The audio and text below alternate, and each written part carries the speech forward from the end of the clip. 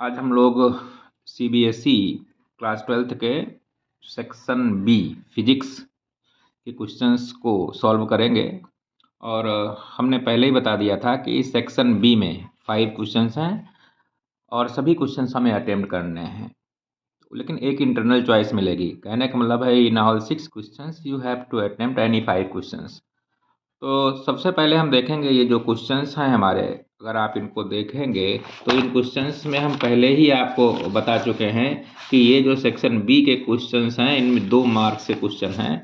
These are having 2 marks. तो इसलिए इन questions को देखें। कई बार 2 नंबर का एक कंप्लीट क्वेश्चन हो सकता है और कई बार ऐसा हो सकता है 1 मार्क के 2 क्वेश्चंस हो सकते हैं। तो आज हम लोग CBSE class 12th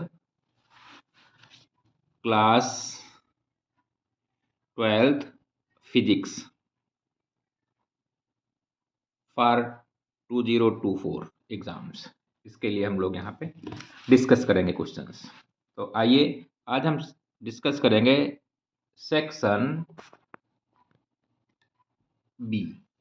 section B, तो सेक्शन बी में टोटल क्वेश्चंस कितने हमने बताए? टोटल क्वेश्चंस होंगे 5 और इसमें 1 इंटरनल चॉइस का होगा क्वेश्चन, यानी कुल क्वेश्चन आपके 6 होंगे, उसमें से आपको 5 करने हैं और ईच विल कैरी 2 मार्क्स, यानी 5 मार्क्स। 5 क्वेश्चंस में आपको 10 मार्क्स मिलेंगे। तो किस लेवल के क्वेश्चन होंगे ये हम आज डिस्कस करना चाहते हैं। जैसे मान लीजिए एक आपने क्वेश्चन देखा, name the device which utilises unilateral action of a PN diode to convert AC into DC. तो क्वेश्चन नंबर 17 अगर हम देखें तो क्वेश्चन नंबर 17 में name the device which utilizes unilateral action of PN diode to convert AC into DC. That uses PN diode which converts alternating current into direct current. So its name is rectifier. Rectifier. Rectifier is the device that converts alternating current into direct current. It is of 2 types, half wave rectifier and full wave rectifier. ये 2 तरीके का होता है, half wave and full wave rectifier. तो here आपको केवल you have to give name only, that device is known as rectifier. तो पहला क्वेश्चन था विच, नेम द डिवाइस, केवल हमें नाम ही देना है, which utilizes unilateral action of a PN diode to convert AC into DC, यानी हमें केवल नाम ही देना उस डिवाइस का जो एसी को डीसी में कन्वर्ट करती है। फिर इसी का दूसरा पार्ट है draw the circuit diagram of full wave rectifier. जो फुल वेव रेक्टिफायर है FWR, इसका हमें सर्किट डायग्राम देना है। आइए देखें फुल वेव रेक्टिफायर, इसका हमें सर्किट डायग्राम देना है। ये सर्किट डायग्राम हम बना रहे हैं। देखिए इसमें 2 डायोड यूज करते हैं, एक डायोड D1 और एक दूसरा डायोड D2। ये 2 डायोड हम इसमें यूज करते हैं। एंड ये इनका जो P पार्ट है, क्योंकि ये P होता है, N होता है, ये P होता है, N होता है, यहाँ इंडक्शन कॉयल होता है, उसकी सेकेंडरी कॉयल से कनेक्टेड रहते हैं। और ये है प्राइमरी कॉयल। प्राइमरी कॉयल के अक्रॉस ही हम अल्टरनेटिंग वोल्टेज लगाते हैं, जिसे हम डीसी में कन्वर्ट करना है। तो it is upper end of primary coil, it is lower end of primary coil, it is upper end of the secondary coil, lower end of the secondary coil. Upper end and lower end both are connected with the P terminal of PN diode. It is diode D1, it is diode D2. Clear? अब N part को हम common कर देते हैं, तो एक terminal ये ले लेते हैं और एक यहाँ से कोई पॉइंट हम M ले लेते हैं, वो इसको कनेक्ट कर देते हैं और यहाँ पे हम लोड रेजिस्टेंस लगा देते हैं, जिसके क्रॉस हमें DC वोल्टेज मिलता है। तो जैसे ये पॉजिटिव हाफ साइकिल लेंगे तो ये एंड पॉजिटिव होगा विद रेस्पेक्ट टू M, ये पॉजिटिव होगा, यानी this diode will work, this diode will not work. जब ये वर्क करेगा तो आपको आउटपुट मिलेगा, उस समय ये काम नहीं करेगा due to negative half portion, this will be negative with respect to lower. इसलिए अब ये डायोड काम करेगा because it is at higher potential with respect to first. तो ये पोर्शन जो मिलेगा due to second diode, again due to first diode, due to second diode, due to first diode, due to second diode. तो इसे full wave rectifier कहते हैं। Clear? तो this is diagram of the full wave rectifier. तो यहाँ पर क्या है कि the full wave of input AC gets rectified. Half part जब है तो भी हमें आउटपुट मिल रहा है, और जब नेगेटिव हाफ पार्ट है तो भी हमें यहाँ पर आउटपुट मिल रहा है। इसीलिए इसे कहते हैं full wave. The full wave of input AC gets rectified, इसीलिए इसका नाम है फुल वेव रेक्टिफायर। तो ये आपका जो क्वेश्चन था, ये फुल वेव रेक्टिफायर का क्वेश्चन था, केवल डायग्राम बनाना था। देखा आपने, क्वेश्चन यही दिया था, draw the circuit diagram of full wave rectifier. तो इस तरीके से आप डायग्राम बनाएंगे and you will get 1 mark complete. आइए नेक्स्ट क्वेश्चन देखते हैं 18th। नेक्स्ट क्वेश्चन क्या कह रहा है, the wavelength lambda of a photon and de Broglie wavelength of an electron of mass m have the same value. यानी अगर कोई इलेक्ट्रॉन है, उसकी जो डी ब्रोगली वेवलेंथ है और फोटॉन की वेवलेंथ है, उनकी सेम वैल्यू है। So that the energy of a photon is 2 lambda m into c upon h times the kinetic energy of the electron. यानी जो फोटॉन की एनर्जी है वो इलेक्ट्रॉन की काइनेटिक एनर्जी का इतने टाइम्स है। Where C and H have their usual meaning. Question आपकी समझ में आ गया होगा। देखिए जैसे ये फोटॉन है, फोटॉन की जो एनर्जी होती है that is H C upon lambda, और डी ब्रोगली ने बताया था if electron of mass m moving with velocity v, then lambda that is known as matter wave, wavelength of matter wave और de Broglie wavelength equal to h upon p। तो यहाँ पर इसकी energy इतनी है और यहाँ पर इसकी वेवलेंथ इतनी है। अगर यहाँ पे इसकी हम वेवलेंथ की बात करें that will be H C upon energy. तो this is the wavelength of this and this is the wavelength of, ये दोनों बराबर हैं। फिर से आप देखिए, the wavelength lambda of a photon and de Broglie wavelength of an electron. इसकी फोटोन की वेवलेंथ ये है और wavelength de Broglie wavelength of the electron, de Broglie wavelength of the electron H upon P है, ये बराबर है। तो हमें दिखाना है so that the energy of the photon, यानी इसकी जो एनर्जी है ये to so energy of the photon is just equal to 2 lambda m c, twice lambda m c upon h times of the kinetic energy of electron. ये दिखाना है kinetic energy of electron. ये question है, तो आप पहले तो question समझ में आना चाहिए कि क्वेश्चन क्या कह रहा है। अब देखिए ये दोनों एनर्जी अगर बराबर हैं तो h c upon this energy equal to h upon p, इनको अगर हम बराबर करें तो हमें मिलेगा क्या, हमें ये चीज़ शो करनी है, यानी in mathematical expression we have to show this. तो आइए देखें, अगर हम जो दिया है गिवन पार्ट क्या है, h c upon epsilon equal to h upon p, क्योंकि दोनों की वेवलेंथ इसने ऑलरेडी कह दी। अब अगर हम ये हटा दें तो P will be equal to epsilon upon c. Clear हो गया, P equal to epsilon upon c. तो आइए देखें, lambda equal to h c upon epsilon दिया था, ये एच अपान पी दिया था, एच कट गया आपका, तो P विल बी साइलन अपान सी। अब देखिए यहाँ से देखें तो काइनेटिक एनर्जी क्या होती है, kinetic energy of electron equal to p square upon twice m.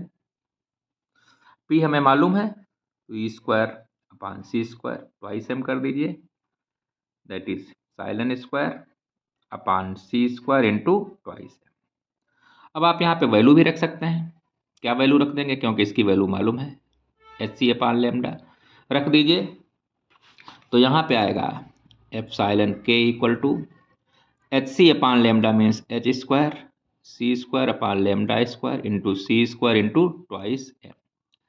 काफ़ी कुछ कट रहा होगा, ये कट गया, तो यहाँ पे आया kinetic energy equal to h square c square upon twice M lambda square. अब देखिए एच सी अपान लेमडा एक साथ हम करने के लिए दोनों तरफ हमें मल्टीप्लाई करना पड़ेगा। क्या मल्टीप्लाई करना पड़ेगा, क्योंकि हमें ये kinetic energy of the electron लेने हैं, तो ये इसको इधर ले आए हम, तो twice M lambda square E K upon H square equal to कर सकते हैं twice M lambda square upon H square into E K twice m lambda square into E K H square equal to 1। अब यहाँ पे H C बटे lambda से multiply कर सकते हैं आप, एच सी अपान लेमडा यहाँ भी कर दिया, एच सी अपान लेमडा यहाँ भी कर दिया। This is the energy of this photon, that will be equal to, करिए, एक एच से एच मल्टीप्लाई हुआ, एक लेमडा से लेमडा कट गया, वही चीज आ गई, twice m lambda upon h into c into kinetic energy of electron, that is equal to this. यही लाना था आपको। तो जिस तरीके से आप थोड़ा सा मैनिपुलेट करेंगे, सीधे सीधे आपको फार्मूला मिल जाएगा, क्योंकि फोटोन की एनर्जी का फार्मूला ये होता है, डी ब्रोगली की वेवलेंथ का फार्मूला ये होता है, दोनों की वेवलेंथ इक्वल है तो lambda equal to h c upon epsilon, lambda equal to h upon p. हमें प्रूफ करना है कि energy of photon is equal to twice lambda m c upon h into kinetic energy of electron. अब kinetic energy of किसी भी particle के लिए क्या होती है, p square upon two M. तो p square upon two m जब आप रखेंगे तो पी की वैल्यू तो हमें मालूम है कितनी है, पी की वैल्यू हम निकाल सकते हैं, ये कितनी आएगी, एप्सिलॉन अपान, तो यहाँ से रख दीजिए आप, एप्सिलॉन अपान सी का स्क्वायर कर देंगे, आ जाएगा 2m, इसको आपने रिप्लेस कर दिया तो सीधे सीधे ये वैल्यू आपको मिल गई, और यही आपको लाना भी था। तो इस तरीके से जब आप कर देंगे कि energy of the photon is equal to twice m lambda c upon h times of the kinetic energy of the electron, तो आपको पूरे 2 मार्क्स मिलेंगे। देखिए नेक्स्ट क्वेश्चन क्या है, नेक्स्ट क्वेश्चन क्या कह रहा है, आइए सॉल्व करते हैं नेक्स्ट क्वेश्चन। ये सब सेक्शन बी के चल रहे हैं 2 मार्क्स वाले। नेक्स्ट क्वेश्चन है, ray of monochromatic light passes through equilateral glass prism such that the angle of incidence is equal to the angle of emergence and each of these angle is 3/4 times of the angle of the prism. Determine the angle of the deviation and refractive index of the prism. सबसे पहले इसमें monochromatic light is passing through equilateral glass prism. देखिए question number 19, equilateral prism इस तरीके से जिसका angle of A is always 60। अब कोई रे आएगी, जाना तो सीधी चाहिए, but it will not go in this direction because it is entering in denser media, तो ऐसे चली जाएगी। हियर अगेन सीधी जानी चाहिए, नहीं जाएगी, फिर एयर मीडिया में आई तो इस तरीके से इधर चली जाएगी। तो it is incident ray, it is refracted रे एंड इट इज इमर्जेंट रे। अब इसको अगर हम आगे बढ़ा दें तो यही एंगल ऑफ डेविएशन कहलाता है, this is angle of deviation. आइए देखें, अब यही हमें निकालना है। इसमें क्या दिया हुआ है, ये कह रहा है such that the angle of incidence is equal to angle of emergence, this is angle of emergence and this is angle of incidence, तो I equal to E। और दूसरी चीज कह रहा है each of this is equal to 3/4 times of the angle of prism, ये 3/4 times of the angle of prism, यानी ये 60 है तो हम निकाल सकते हैं 3/4 इंटू 60, तो दिस विल बी 45, तो 45 डिग्री आपका I भी है और E भी है। अब क्या कह रहा है, हमें निकालना है एंगल ऑफ डेविएशन और उसके बाद में refractive index of the glass film, हमें डेल्टा निकालना है और हमें म्यू निकालना है। आइए देखें, म्यू बराबर होता है साइन आई अपान साइन आर। अब देखिए अगर हम इसको कंसीडर करें तो ये 90 है, ये 90 है, ये हमारा 60 है, तो ये पूरा 360 होना चाहिए, ये अगर हम एंगल मानते हैं। उसमें से ये एंगल हमारा क्या है, ये हमारा है जो आर है, ये रेफ्रेक्टिव इंडेक्स, तो इसको हम मान लें आई माइनस आर और इसको हम मान लें ई माइनस आर डैश और इसको मान लें डेल्टा, तो डेल्टा बराबर I minus R plus E minus R dash, तो I plus E minus R plus R dash. Clear हो गया। अब आई प्लस ई दोनों बराबर हैं, तो आई और ई दोनों बराबर, तो फिर 90 हो गया, तो delta will be equal to, ये तो 90 हो गया। और r माइनस आर डैश को कैसे हम कंसीडर करेंगे, देखिए ये हमारा क्या था r और ये हमारा क्या है r डैश, तो ये पूरा अगर एंगल हम देखते हैं तो ये हमारा दिस प्लस 90 यानी इस और इसका सम हमारा कितना दिया है 90, तो r plus R dash equal to A होता है हमेशा, r प्लस आर डैश कितना आएगा, a आएगा, क्योंकि इन दोनों का सम हमारा 180 है। ठीक है, तो जब इन दोनों का सम 180 है तो ये और ये के बराबर हो जाएगा, इन दोनों के सम के बराबर हो जाएगा, तो ये हमारा आएगा twice R equal to A, so R equal to A by two. A हमारा कितना दिया हुआ है 60 इक्विलेटरल है, तो 30 डिग्री हो गया। तो डेल्टा भी आ गया और ये भी आ गया। अब हम बहुत आसानी से निकाल सकते हैं डेल्टा। कैसे निकालेंगे देखिए, इसको हम निकाल सकते हैं डेल्टा बराबर आई प्लस ई माइनस ए। आई प्लस ई माइनस ए, आई प्लस ई 90 है और माइनस ए हमारा कितना है 60, तो डेल्टा हमारा कितना आ गया 30 डिग्री। अब बहुत आसानी से निकाल सकते हो, mu equal to sine I upon sine R. Sine I हमारा कितना है 45 डिग्री और साइन आर कितना है 30।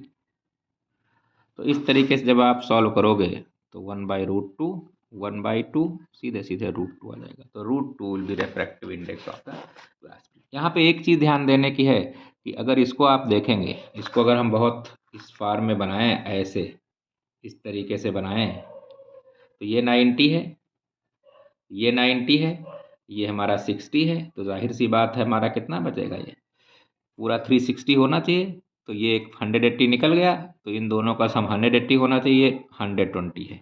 अब 120 में हमारा ये प्लस ये तीनों 180 होना चाहिए, जाहिर सी बात है इनका सम 60 बचेगा। तो वही मैंने लिखा आर प्लस आर डैश हमारा कितना हो जाएगा 60 degree, that is equal to A. तो इस तरीके से इसे हम बहुत आसानी से निकाल सकते हैं। तो ये भी एक हमारा क्वेश्चन बहुत आसानी से आ जाएगा। ऐसे नेक्स्ट क्वेश्चन है, क्वेश्चन नंबर 20 है, बहुत ही ढंग से आप देखेंगे। A heating element using nichrome connected to 230 volt supply draws an initial current of 3.2 ampere which settles after a few seconds into steady value 2.8 ampere. What is the steady temperature of the heating element if the room temperature is 27 degrees centigrade and temperature coefficient of resistance of nichrome is इतना।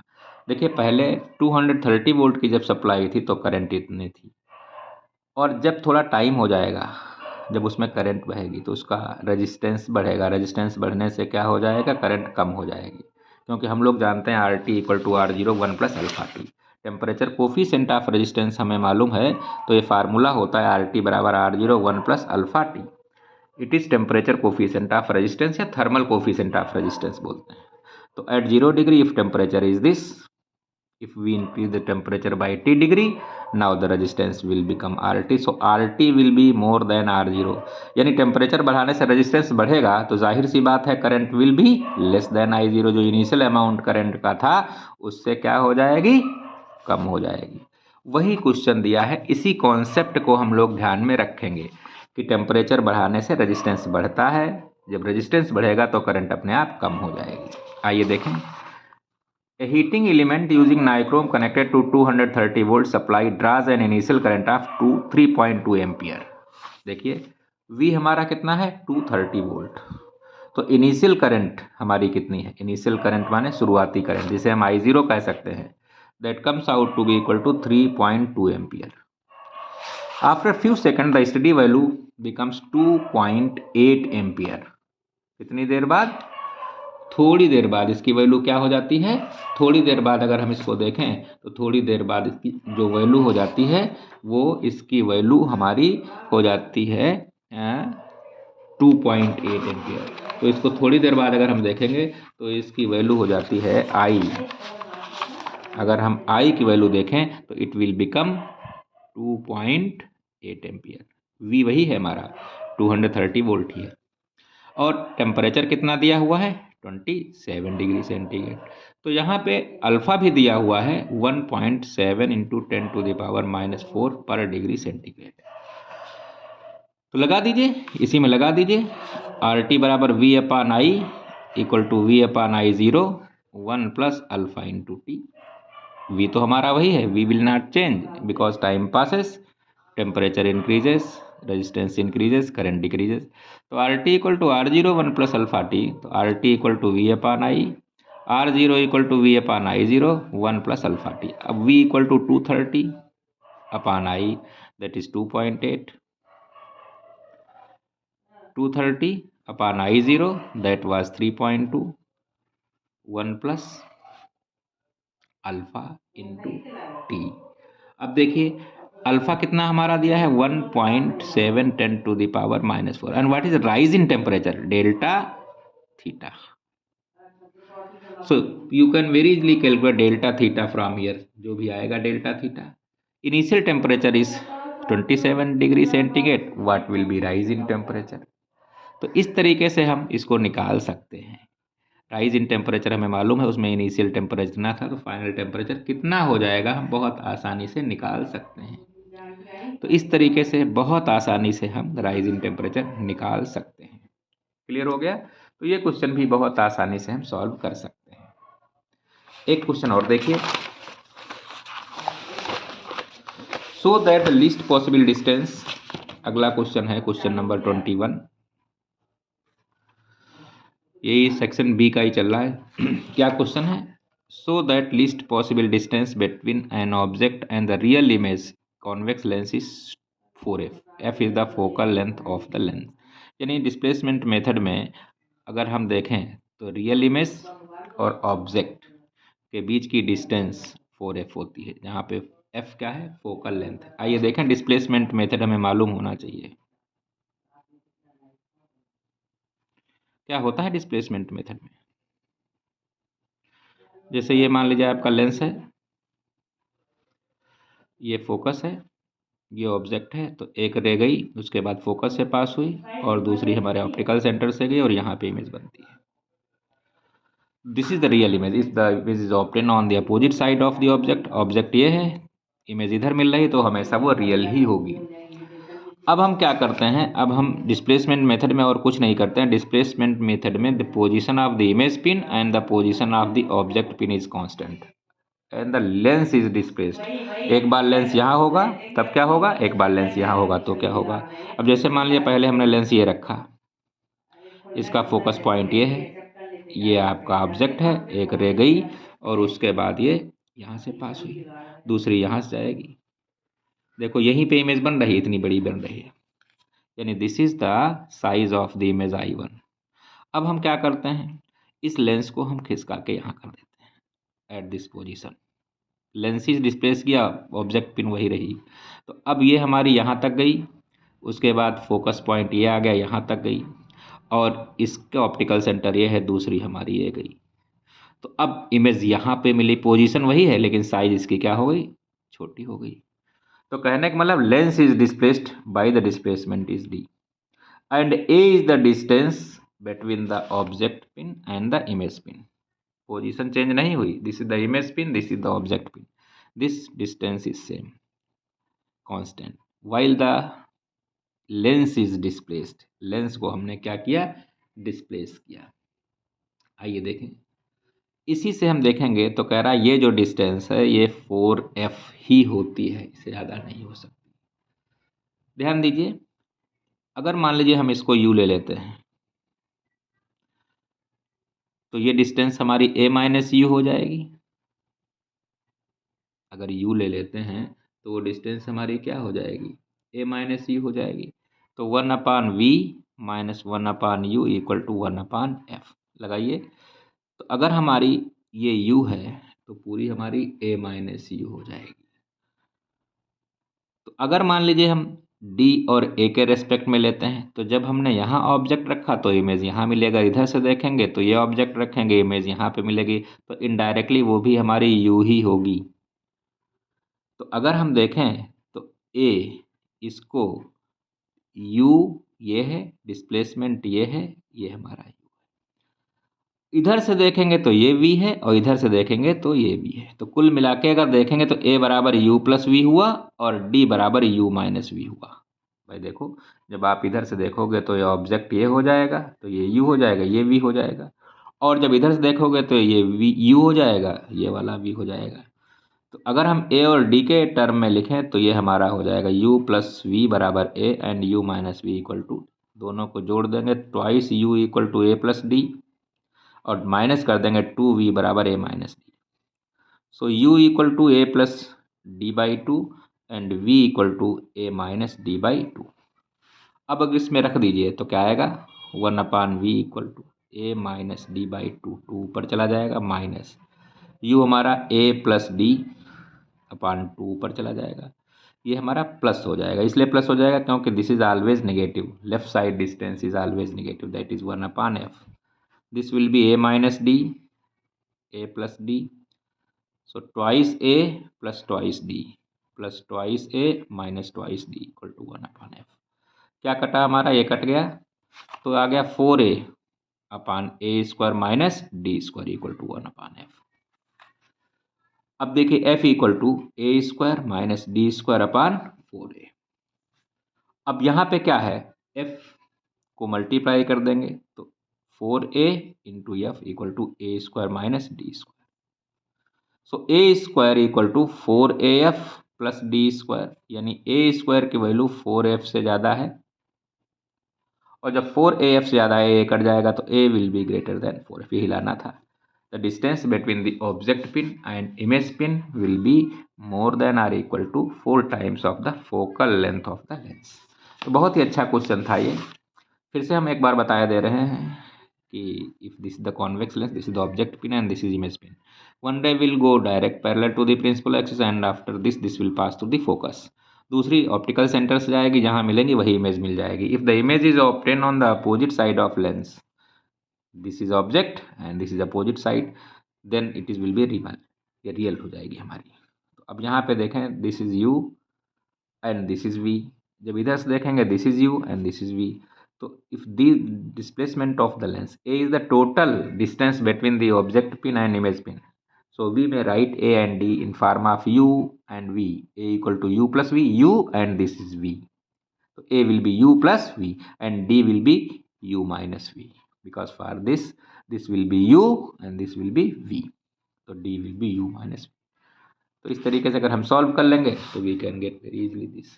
तो इस तरीके से जो questions आते हैं इनको आप लोग सॉल्व करेंगे. मैं फिर सेक्शन सी में प्रोसीड करूंगा और सेक्शन सी में आपको बताऊंगा.